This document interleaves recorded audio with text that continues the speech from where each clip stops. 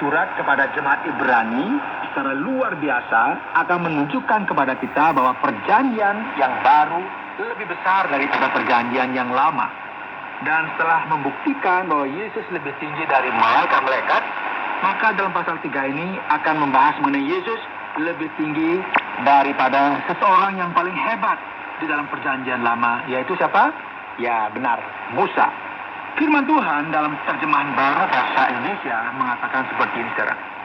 Sebab itu, hai saudara-saudara yang kudus, yang mendapat bagian dalam panggilan sorgawi, pandanglah kepada rasul dan imam besar yang kita akui, yaitu Yesus, yang setia kepada Dia yang telah menetapkannya, sebagaimana Musa pun setia dalam segenap rumahnya.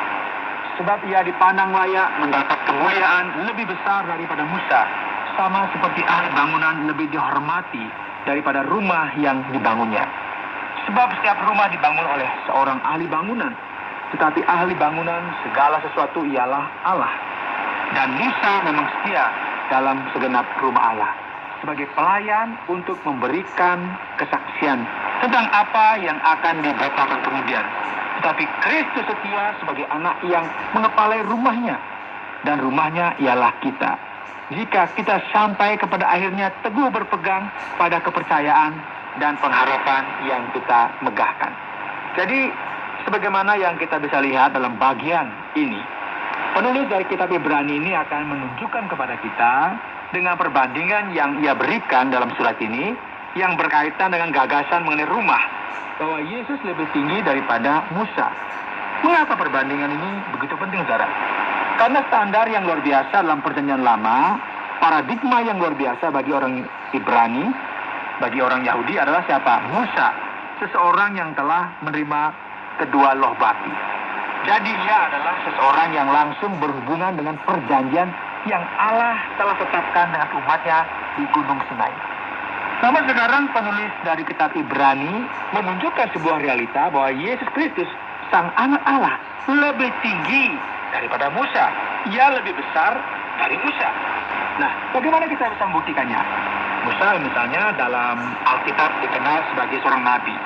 Musa dihormati Allah dengan menjadi hambanya. Namun Yesus dihormati Allah sebagai anaknya yang tunggal. Firman Tuhan sendiri berkata di sini, Kristus setia sebagai anak yang mengepalai rumahnya. Metafora ini menunjukkan perbedaan antara Musa dan Yesus. Musa adalah orang yang membebaskan bangsa Israel dari perbudakan di Mesir. Yesus akan membebaskan orang-orang dari perbudakan apa, saudara? Dosa, tepat. Yang lebih parah dari sekedar perbudakan secara fisik. Kepada Musa dipercayakan hukum Taurat, namun Yesus mentaati hukum Taurat dengan tidak bercacat. Musa menerima hukum dari para malaikat, namun Kristus menerima puji-pujian dari malaikat. Musa adalah seorang pendosa dan mati, dan Allah sendiri yang menguburkan dia. Namun Yesus mati dan bangkit kembali dari kematian.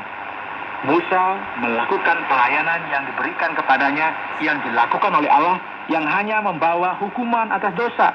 Dan tidak mungkin hukum tersebut memberikan keselamatan. Namun sekarang pelayanan Kristus berasal dari Allah, yang menyediakan sebuah keselamatan kekal. Kemuliaan yang dinyatakan oleh Musa bersifat sementara. Namun kemuliaan Yesus Kristus adalah kemuliaan yang kekal. Inilah mengapa perbandingan-perbandingan ini penting sekali bagi orang Yahudi, karena hal ini menyatakan bahwa pelayanan Kristus lebih tinggi daripada pelayanan yang dilakukan oleh Musa. Nah, tujuan dari semuanya ini adalah untuk menunjukkan kepada orang-orang Kristen yang takut dan khawatir dengan segala penganiayaan, kesulitan, dan memberikan bukti bahwa tidak mungkin bagi mereka berpaling lagi kepada kepercayaan mereka yang semula. Setelah mereka percaya dan memahami realita mengenai siapakah Kristus itu sendiri. Hal yang paling utama untuk kita pahami mengenai siapa yang kita bicarakan di sini, siapa Kristus itu, dia bukan sekedar seorang nabi. Namun ia jauh lebih tinggi dari itu. Ia adalah Allah. Ia lebih tinggi daripada malaikat. Ia lebih tinggi daripada Musa. Dialah yang membawa keselamatan. Kristus tidak sama seperti orang lain.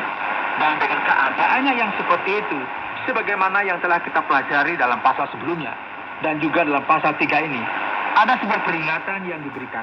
Peringatan ini diberikan untuk menentang segala bentuk kepercayaan atau ketidakpercayaan, keraguan-raguan yang muncul dalam hati manusia ketika Allah memutuskan untuk menyatakan kehendaknya dan wahyunya. Jadi penulis dari kitab Ibrani ini akan memberikan sebuah kutipan yang merupakan sebuah penjelasan dari Mazmur 95 ayat 7 sampai dengan 11. Di mana disebutkan di sana ayat 7 dan seterusnya. Pada hari ini, jika kamu mendengar suaranya, dan sebagaimana di awal bagian ini mengatakan bahwa ini semua dinyatakan oleh Roh Kudus. Janganlah keraskan hatimu seperti dalam kegeraman pada waktu pencobaan di padang gurun, di mana nenek moyangmu mencobai aku dengan jalan menguji aku, sekalipun mereka melihat perbuatan-perbuatanku 40 tahun lamanya. Itulah sebabnya aku murka kepada angkatan itu dan berkata, selalu mereka sesat hati dan mereka tidak mengenal jalanku, sehingga aku bersumpah dalam murkaku, mereka tak akan masuk ke tempat perhentianku. Saudara, penulis dari kitab Ibrani ini menyebutkan bahwa ada sebuah masalah yang terjadi dengan orang-orang yang ada di sana, yaitu karena mereka mengeraskan hati mereka pada zaman Musa di padang gurun. Dan ia menyebutkan juga bahwa apa yang terjadi ini berkaitan juga dengan kitab Mazmur. Jadi, penulis mengaplikasikan hal ini dengan waktu pada saat surat ini dituliskan, yaitu pada zaman penerima surat ini yang pertama. Jadi ia membuat hal ini dengan jelas, saudara, dengan mengatakan berhati-hatilah. Allah murka pada zaman lampau, karena ada orang-orang yang mengeraskan hati mereka dan tidak ingin ikut dalam jalan mereka, yang tidak melihat apa yang sedang Allah kerjakan karena kekerasan hati mereka. Dan hukuman, atau yang lebih baik kita sebut dengan murka Allah, dinyatakan dengan hilangnya sesuatu yang sangat penting bagi mereka. Di sini kita akan melihat sebuah ungkapan yang jelas pada pasal 4 mengenai perhentian Allah. Ya,